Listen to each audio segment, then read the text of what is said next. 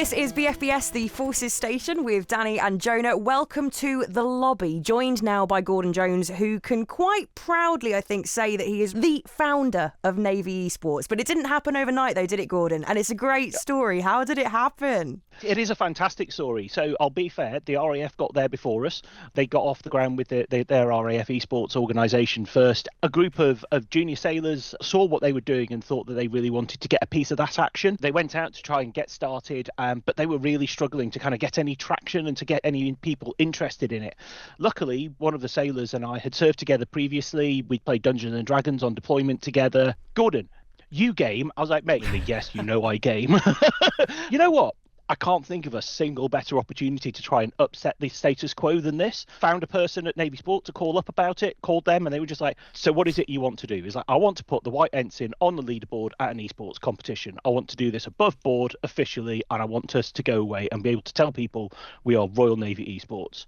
And they came back with a long shopping list of things that they needed to be able to get a sporting team off the grounds. I sat down with an iPad, typed out all the documents that they wanted, smashed it all out, and sent it in about 2.5 hours later. They sat there and went, we weren't quite expecting this to get turned around this quickly. And then it all went quiet until eventually I just got bored of waiting. So the second Sea Lord hadn't asked me anything. So I emailed them and said, why do the Army and the RAF have esports teams, but the Navy haven't made any progress on establishing ours? And about an hour later, I got a phone call. Did you really email the second Sea Lord about this? Well, did you really not process my application? There's always one way to jump to the top, Gordon, isn't there?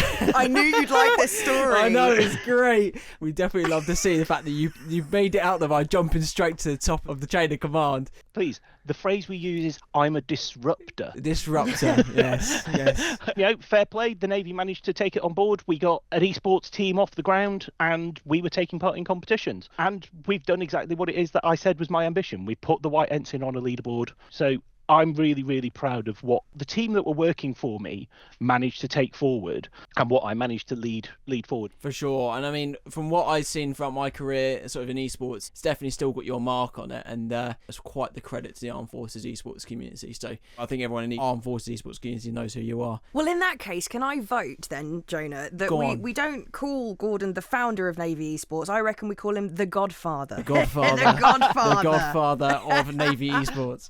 Gaming today, those games and how far they've come, anything that involves military, it's so accurate. What was the game that leaked all the documents years ago? War Thunder. War Thunder, yeah. Oh, it was look War at Thunder. it go! Yeah. Go! War Thunder is the classic example of where people's passions sometimes overtake their common sense. War Thunder is a military simulation game. It's probably one of the most popular out there. It's really, really proud of the fact that it has huge amounts of accuracy in the way that it's built, and they build three-dimensional models of the tanks and the planes. It prides itself on the fact that, you know, if you shoot a tank, for example, in War Thunder, you know, it will model which part of the internal elements of the tank you've hit based upon the type of shot that you used.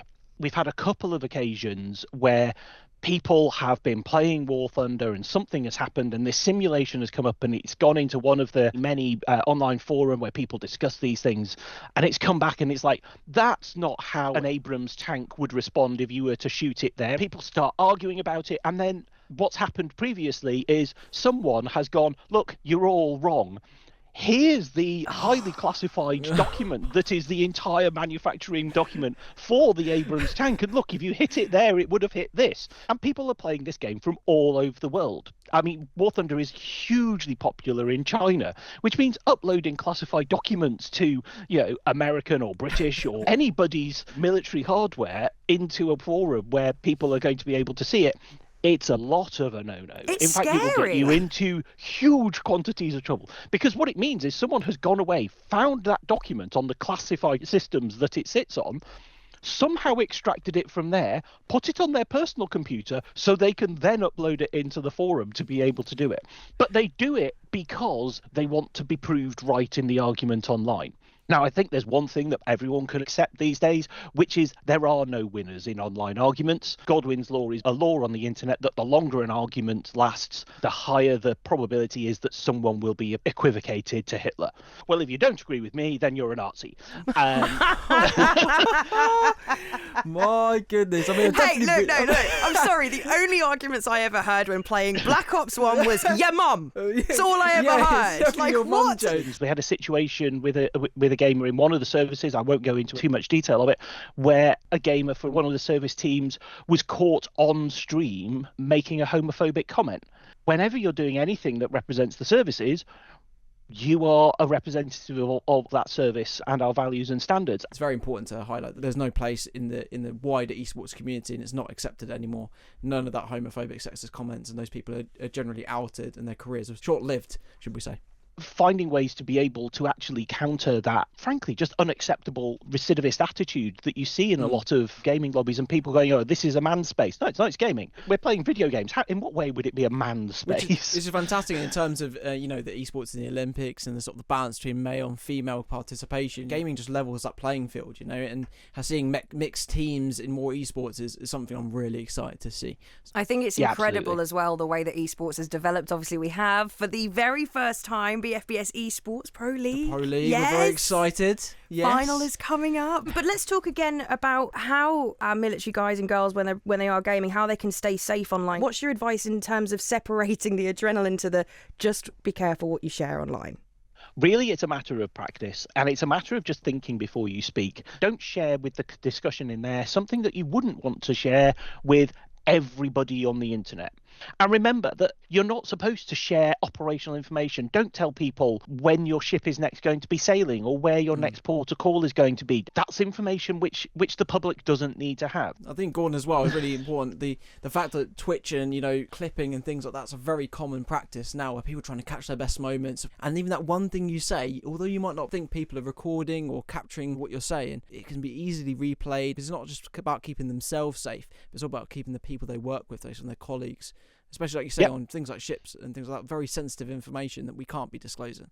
It is very much that matter of, if you're not sure whether or not it's something you should be sharing, even if there's any debate, you probably shouldn't be sharing it. Yeah.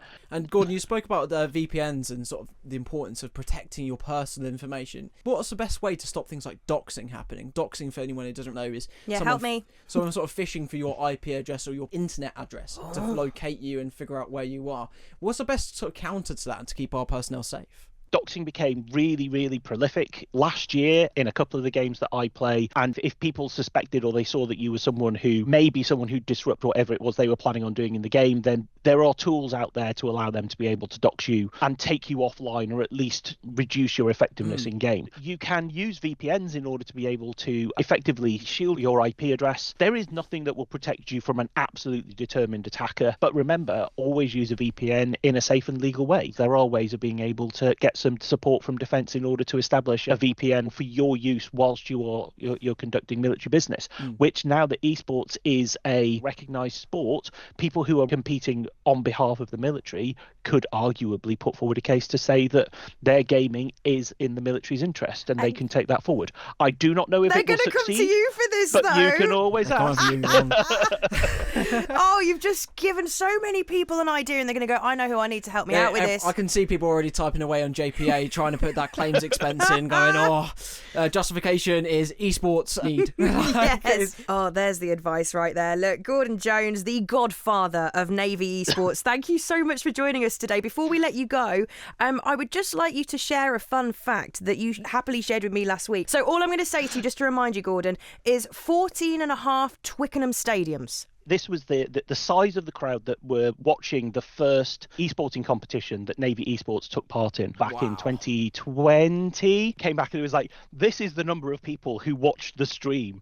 14 and a half full capacity Twickenham stadiums. I remember that stat coming out, and I remember my jaw dropped. I was like, this is insane numbers. Gordon, thank you so much. Thank you very much. It's been great to be here.